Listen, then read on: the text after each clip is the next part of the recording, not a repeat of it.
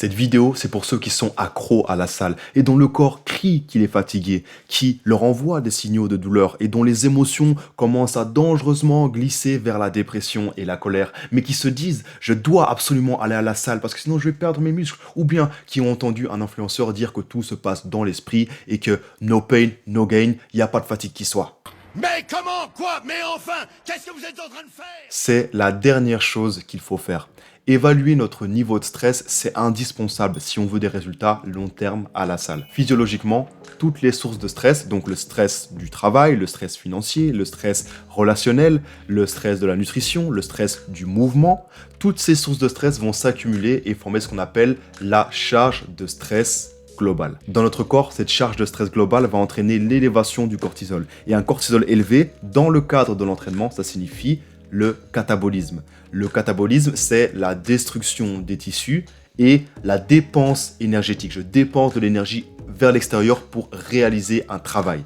Et le catabolisme doit être contrebalancé par des pratiques anaboliques. Les pratiques anaboliques vont avoir pour but la régénération des tissus et le ressourcement en énergie du système. Donc, je dois ramener de l'énergie vers l'intérieur. Alors, vous me direz, pourquoi est-ce que c'est important de comprendre cet équilibre entre le catabolisme et l'anabolisme?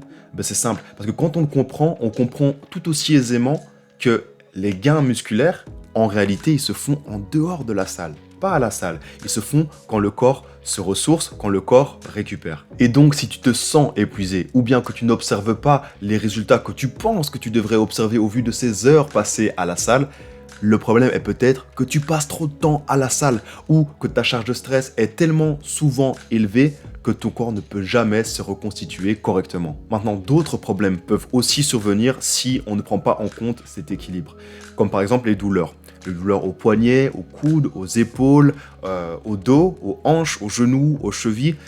Dans certains cas, ça peut être dû à une mauvaise gestion des paramètres d'entraînement, comme le nombre de séries, le nombre de répétitions, le tempo, le temps de récupération, ou même la sélection des exercices, ou l'exécution de ces exercices. Dans d'autres cas, c'est directement lié à ce déséquilibre et un taux de cortisol qui va rester chroniquement élevé va finalement venir éroder des ligaments, des tendons et et ça va causer des signaux de douleur. Bon, à présent, comment savoir si mon système est en surcharge ou pas? Un système en surcharge va donner des signaux très clairs pour celui qui sait les reconnaître et y prêter attention. Par exemple, est-ce que j'ai besoin d'une substance stimulante comme le café, le Red Bull, etc.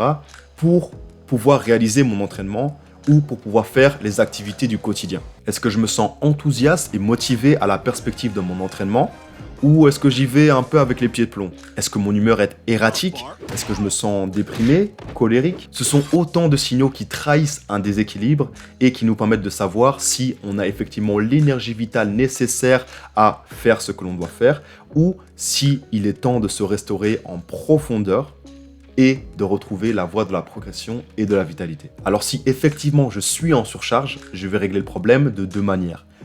1. En réduisant certaines sources de stress. Donc je peux par exemple bannir les aliments transformés de mon alimentation.